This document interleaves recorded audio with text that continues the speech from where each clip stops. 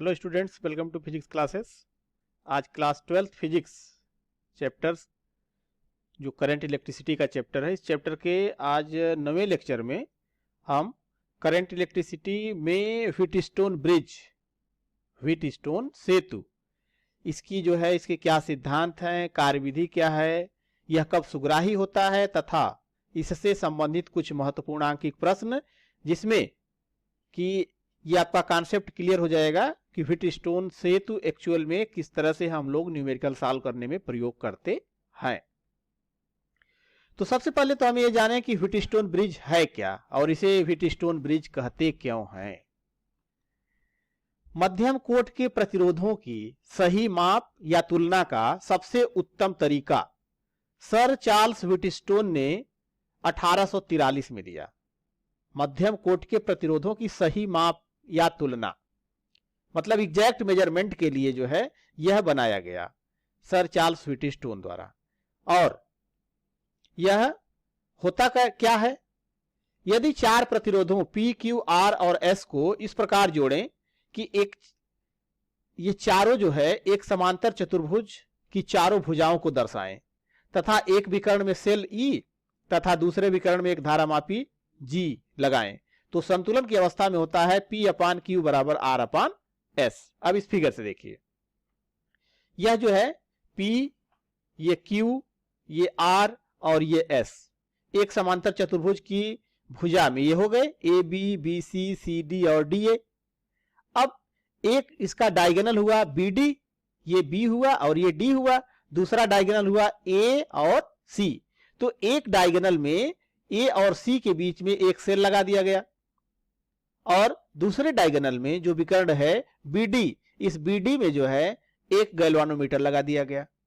तो जब यह संतुलन की अवस्था में होता है तो P/Q बराबर R/S। तो संतुलन से क्या तात्पर्य, संतुलन की अवस्था में होने से तात्पर्य है कि गैल्वानोमीटर में जाने वाली धारा शून्य होगी, अर्थात गैल्वानोमीटर के अंदर कोई विक्षेप नहीं होगा। जब विक्षेप नहीं होगा तब इसे हम नल डिफ्लेक्शन या शून्य विक्षेप की स्थिति कहते हैं और उस स्थिति में होता है P/Q बराबर R/S।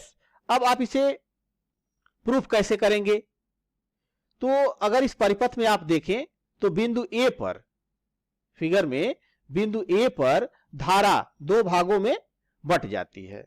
धारा जो है ये देखिए, बिंदु A पर जो I धारा आ रही है यह दो भागों में बट जाती है, I1 और I2।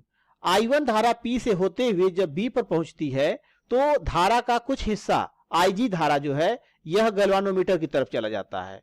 तो बचा कितना, I1 इधर जा रहा था और IG इधर निकल गया, तो I1 में से G को घटा दीजिए तो I1 माइनस G, यह धारा जाती है BC यानी Q प्रतिरोध में, फिर ये C पर मिल गया। इसी तरह से इस A से जो R के अंदर I2 धारा आ रही है यह धारा D पर पहुंची और इधर से धारा आ रही है IG, तो अब IG और I2 दोनों ऐड हो गई और ऐड होने के बाद फिर ये चली जाती हैं S में, और जब ये C पर मिलती हैं तो ये देखिए I1 माइनस IG और I2 प्लस IG, तो ये प्लस IG और माइनस IG कैंसिल हो जाएगा। तो इस तरह से I1 प्लस I2 और I1 प्लस I2 बराबर I, फिर वह धारा वापस सेल में चली आती है। तो इस तरह से इसमें परिपथ में धारा का प्रवाह होता रहता है। अब इसको सिंपलीफाई करने के लिए हम क्या करेंगे कि यहां पर एक छोटा सा लूप बनाएंगे, A B D A loop बनाएंगे। तो ये देख रहे हैं I1 इंटू P, अगर हम किरचॉफ का द्वितीय लॉ लगा दें, यहां पर सेकेंड लॉ लगा दें तो I1 इंटू P और फिर इधर चलेंगे तो plus IG into G, galvanometer का प्रतिरोध कैपिटल G है, माइनस I2 इंटू R बराबर 0, क्योंकि यहां पर धारा की विपरीत दिशा में जा रही है, कोई सेल नहीं लगा है। अब इसी तरह से जो दूसरा है BCDB, इसमें अब अगर देखें तो I1 minus IG into Q और minus I2 plus IG into S minus IG into G बराबर 0। यह जो है चार केसेस इसमें बने, अर्थात यह आपने दिखा कि संलग्न परिपथ के अनुसार बिंदु ए पर धारा दो भागों I1 और I2 में बट जाएगी तथा बिंदु P पर धारा IG धारामापी में जाएगी और तो अगर हम बंद परिपथ एबीडीए की बात करें तो I1P प्लस IG इंटू जी माइनस I2R बराबर 0। अब इससे हम जो है I1 वाले को एक तरफ और I2 वाले को दूसरे तरफ कर देंगे, तो ये बन गया I1P प्लस IgG बराबर I2R, समीकरण नंबर 1। इसी तरह से जो दूसरा परिपथ है बंद परिपथ BCDB, उस परिपथ में आपने देखा कि I1 minus IG into Q minus I2 plus IG into S minus IG into G बराबर 0। अब इसमें हम ये I1 वाले टर्म को लेफ्ट करेंगे और I2 वाले टर्म को राइट करेंगे, तो I1 minus IG into Q minus IG into G बराबर I2 plus IG into S, समीकरण नंबर 2। संतुलन की अवस्था में धारामापी में कोई विक्षेप नहीं होगा, और जब धारामापी में कोई विक्षेप नहीं होगा तो इससे क्या तात्पर्य है कि IG बराबर 0 होगा। और जब IG बराबर 0 होगा तो जो हमारे ये समीकरण हैं, समीकरण 1 और समीकरण 2, इस समीकरण में IG का मान अगर हम 0 रखेंगे तो क्या मिलेगा, तो इस तरह से समीकरण 1 और 2 बन जाएंगे।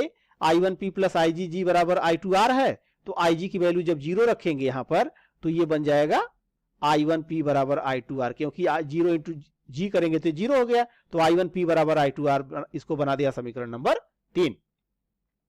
इसी तरह से जो दूसरा है समीकरण I1 minus IG into Q minus IG into G बराबर I2 plus IG into S.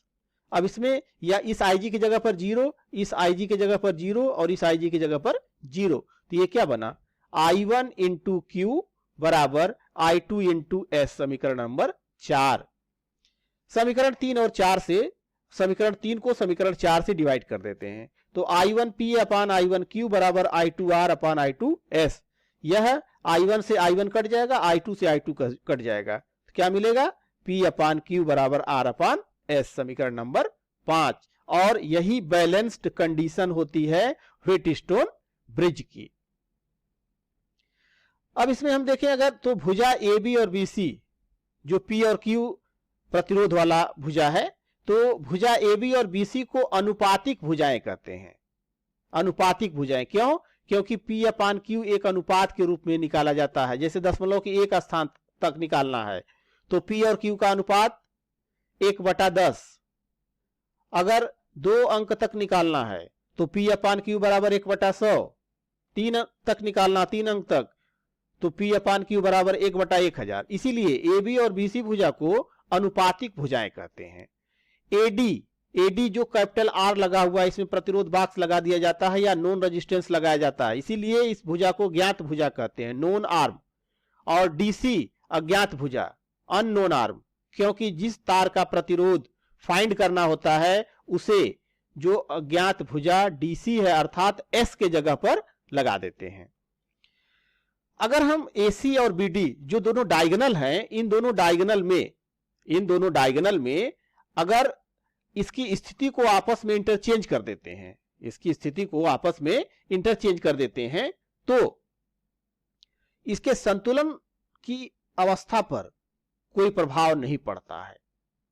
इसीलिए AC और BD इन दोनों भुजाओं को संयुग्मी भुजाएं या कंजुगेट आर्म कहा जाता है।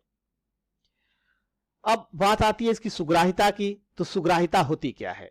सुग्राहिता से तात्पर्य यहां पर यह होता है कि कम धारा के लिए भी इसमें विक्षेप अधिक आए और जो मेजरमेंट हम निकाल रहे हैं, जो कैलकुलेशन हम कर रहे हैं, वह करेक्ट आए। तो जब चारों प्रतिरोध समान कोटि के होते हैं तो सेतु को यानी सेतु अधिकतम सुग्राही अवस्था में होता है। तो सेम आर्डर यानी सेम जो है मैग्नीट्यूड आर्डर जो है मैग्नीट्यूड ऑफ आर्डर या समान कोटि से क्या तात्पर्य है? इसका मतलब है कि P, Q, R, S जो चारों प्रतिरोध हैं, यह चारों प्रतिरोध जो है कैसे होने चाहिए? जैसे अगर सभी प्रतिरोध ओम में है, माने किलो ओम में है, तो चारों के चारों किलो ओम में होने चाहिए। अगर मेगा ओम में है तो मेगा ओम में चारों होने चाहिए। तो इस तरह से उसकी सेंसिटिविटी के लिए यह जरूरी है कि चारों प्रतिरोध सेम मैग्नीट्यूड के यानी सेम आर्डर ऑफ मैग्नीट्यूड के होने चाहिए। संतुलन की अवस्था में पूरे निकाय का तुल्य प्रतिरोध क्या होगा? जब बैलेंस हो जाएगा ब्रिज तो उस स्थिति में क्या होगा? उस स्थिति में जब बैलेंस हो जाएगा तो ये बी और डी के बीच जो प्रतिरोध लगा हुआ है या जो गैल्वानोमीटर लगा हुआ है उसका प्रतिरोध नगण्य हो जाएगा। नगण्य मतलब ये महत्वहीन होगा। तो इस तरह से आप देख रहे हैं कि ए और सी के ऊपर पी और क्यू जो है कैसे जुड़े हैं, श्रेणी क्रम में, और उसके ए और सी के नीचे आर और एस कैसे जुड़े हैं, ये भी श्रेणी क्रम में जुड़े हैं। तो इसको हम ऐसे लिख सकते हैं, ये ऊपर वाला श्रेणी क्रम में है तो पी प्लस क्यू हो गया, और ये आर और एस है तो आर प्लस एस हो गया। अब ये दोनों कैसे जुड़े हैं, यह दोनों आप देख रहे हैं कि यह समांतर क्रम में जुड़े हैं। तो समांतर क्रम में क्या होता है, समांतर क्रम में रेसिप्रोकल होता है, या अगर दो प्रतिरोध का है तो आप लिखते हैं कि प्रोडक्ट अपान सम। तो इस तरह से आर इक्वलेंट हो जाएगा product P plus Q into R plus S upon P plus Q plus R plus S. अब ये कुछ न्यूमेरिकल क्वेश्चंस हैं। संलग्न चित्र में बिंदु ए व बी के बीच तुल्य प्रतिरोध ज्ञात कीजिए। जैसे ये फिगर आप देख रहे हैं, ए बी, और ये प्रतिरोध दो और ये सभी के सभी प्रतिरोध 2 ओम के हैं। अब इसे अगर हम सिंप्लीफाई करें परिपथ के रूप में तो ऐसे लिख सकते हैं, देखिए ये सी हो गया, नाम दे दिया हमने, और यह ई नाम दे दिया, और इस तरह से यह बन गया जो है खींच करके C D E F C, ये बन गया। अब इसमें ये 2/2 बराबर 2/2 होगा। तो कह सकते हैं कि जो ये C D E F C है इसमें जो है P अपान क्यू यानी 2/2 1 हो गया। इसी तरह से R बाई एस 2/2 बराबर 1 हो गया।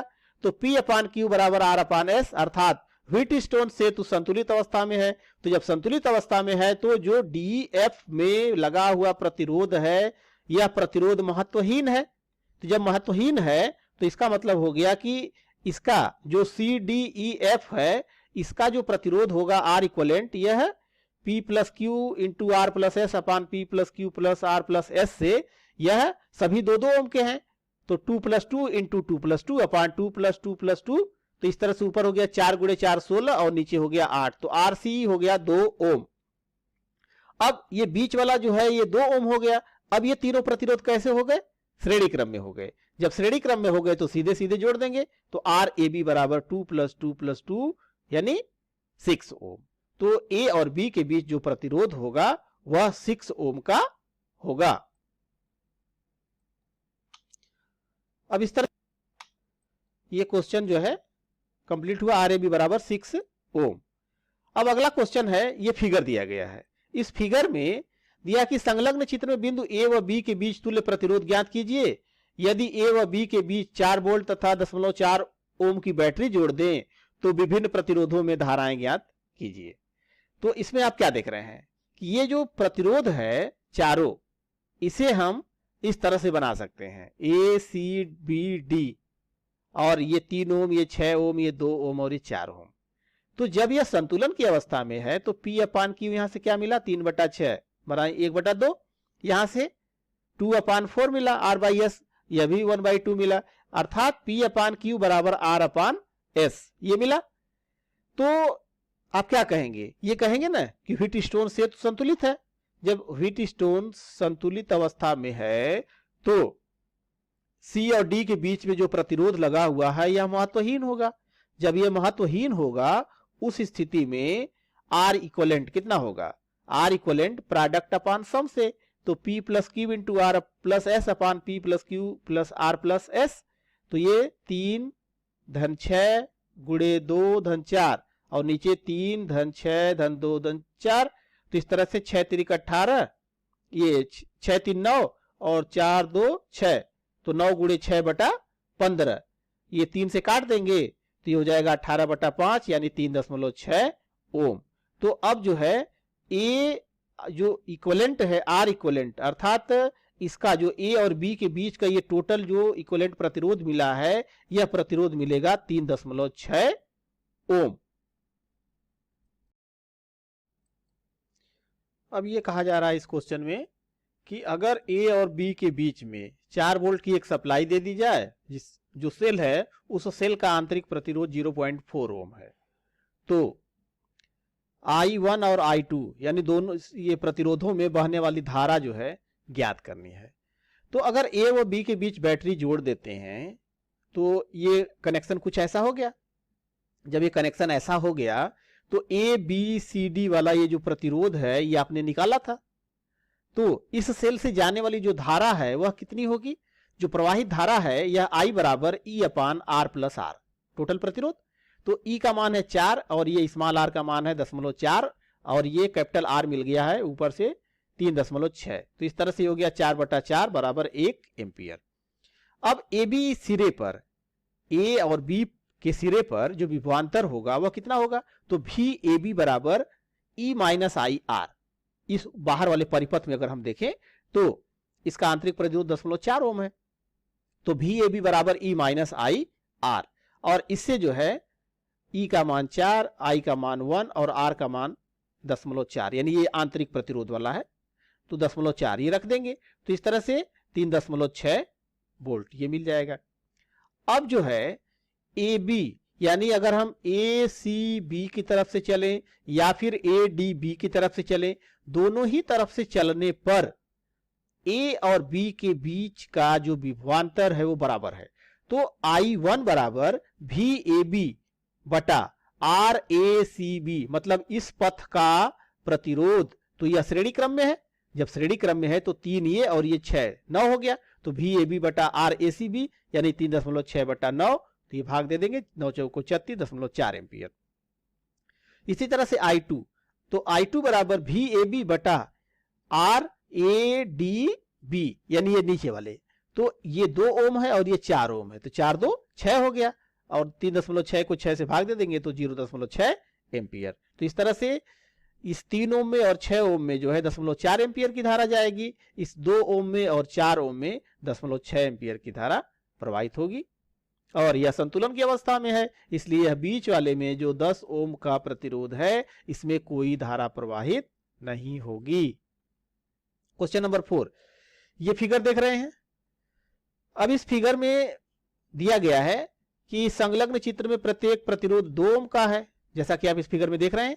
बिंदुओं ए व बी के बीच तुल्य प्रतिरोध ज्ञात कीजिए, ए व बी के बीच। तो ऐसा करते हैं कि इसको थोड़ा सा एक्सटेंड करते हैं। ये देखिए, अगर इसको खींच करके अगर ए बी को, ये ए बी वाला नीचे वाला पोर्शन 2 ओम का है, ये 2 ओम हमने ऐसे कर दिया। अब इसके बाद ये देखिए ए सी के बीच में 2 ओम, ए सी के बीच में 2 ओम, फिर सी बी के बीच में 2 ओम, सी बी के बीच में 2 ओम, सी और डी में 2 ओम, डी और ए में 2 ओम और डी और बी में भी 2 ओम ये जुड़ा हुआ है। तो इस तरह से अगर हम इसको सिंपलीफाई करते हैं तो ये आप देख रहे हैं कि यह व्हीटस्टोन ब्रिज बन गया। और जब व्हीटस्टोन ब्रिज बन गया तो अब ये पहले देखेंगे कि यह संतुलन की अवस्था में है कि नहीं है। अगर संतुलन की अवस्था में है तो पी अपान क्यू बराबर आर अपान एस, और अगर संतुलन की अवस्था में नहीं है तो फिर पी अपान क्यू बराबर आर अपान एस न लगा करके सभी सेगमेंट के लिए हम किरचॉफ के नियम से फाइंड करते हैं।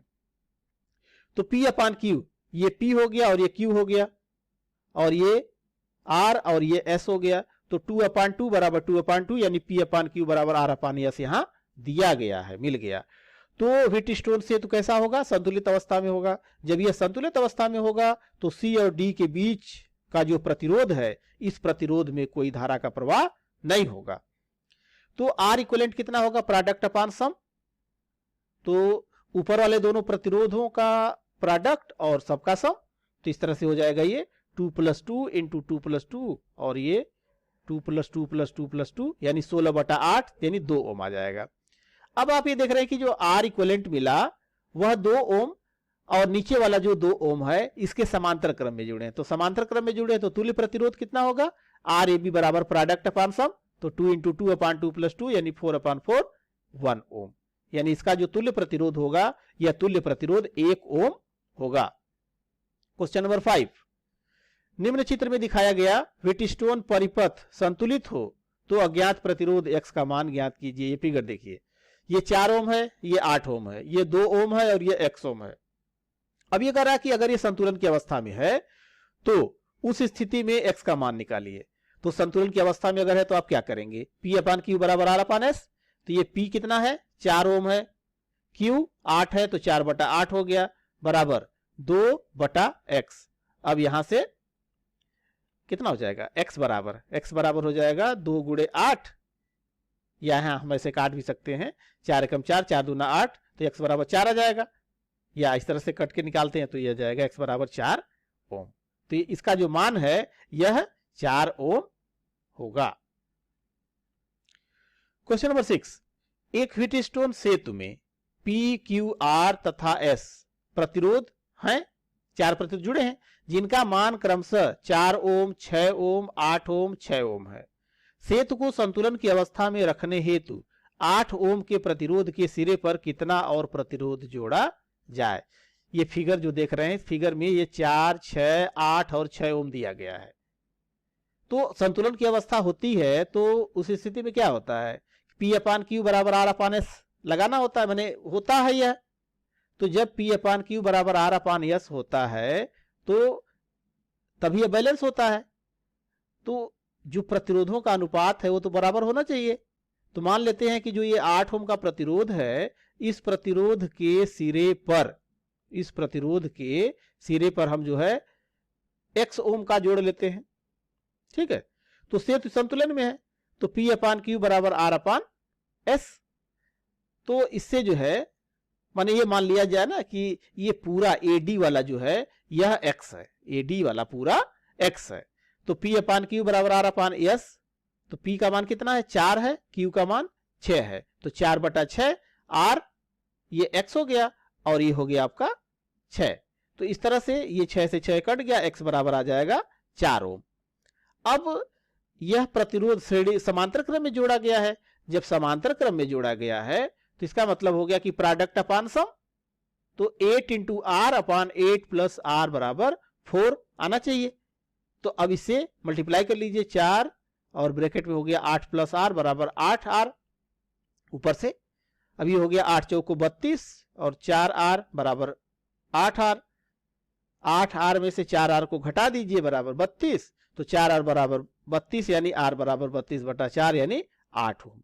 अर्थात उस 8 ओम के जो 8 ओम का प्रतिरोध है उसके समांतर क्रम में 8 ओम के प्रतिरोध को जोड़ना पड़ेगा।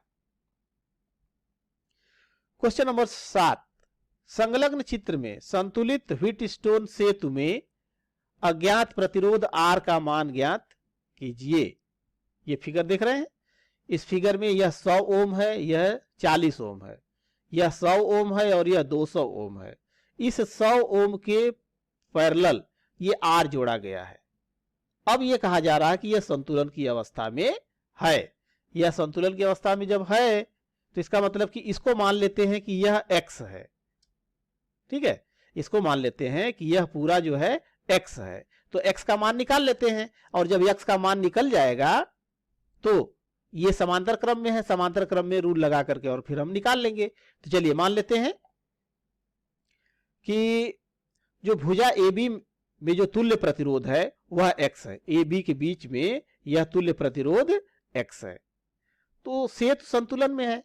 जब सेतु संतुलन में है तो इसमें क्या होगा कि P अपान Q बराबर R बटा S, P अपान Q बराबर R अपान S होगा। P का मान कितना है, ये तुल्य आपने क्या मान लिया, x मान लिया है, तो ये x हो गया, Q का मान 40 हो गया, R का मान यहां से 100 है और S का मान 200 है। तो यहां जो है x बराबर हो गया, या तो ये दोनों जीरो काट दीजिए, ये 40 आ जाएगा, 40/2 यानी 20 आ जाएगा, या फिर आप ऐसे भी कर सकते हैं कि x बराबर 40 गुणे 100/200। अब ये दोनों जीरो कट गया तो 40/2 बराबर हो जाएगा 20 ओम। यानी यह R और 100 ओम का जो तुल्य प्रतिरोध होना चाहिए वह कितना होना चाहिए, 20 ओम होना चाहिए। तो अगर यह R है और यह 100 है, समांतर में है, तो समांतर क्रम में आपको पता ना 1/R यानी 1/R बराबर रेसिप्रोकल में जोड़ते हैं, या दो प्रतिरोध है तो हम प्रोडक्ट बटा सम कर देते हैं तो आसानी से निकल जाता है। तो यहां पर प्रोडक्ट अपान सम करेंगे, जब प्रोडक्ट अपान सम करेंगे तो RAB बराबर 100 गुणे R बटा 100 प्लस R बराबर 20, फिर से गुणा तो 20 गुणे 100 प्लस R बराबर 100R, ये गुणा कर लीजिए तो 20 गुणे 100 ये 2000 हो गया, 20 गुणे आर 20 आर बराबर 100 आर। अब 100 आर में से 20 आर को घटा दीजिए तो बराबर 2000। 100 में से 20 गया 80, 80 आर बराबर 2000, तो आर बराबर 2000 बटा 80। ये 0 से 0 ये कट गया और फिर इसके बाद इसको आप 4 से काट दीजिए तो 4 दूना 8, 4 पचे 20, 50 हो गया। नीचे 2 बचा है, 50 बटा 2 बराबर 25 ओम। इसका मतलब है कि यह जो आर है इस आर का मान 25 ओम होगा।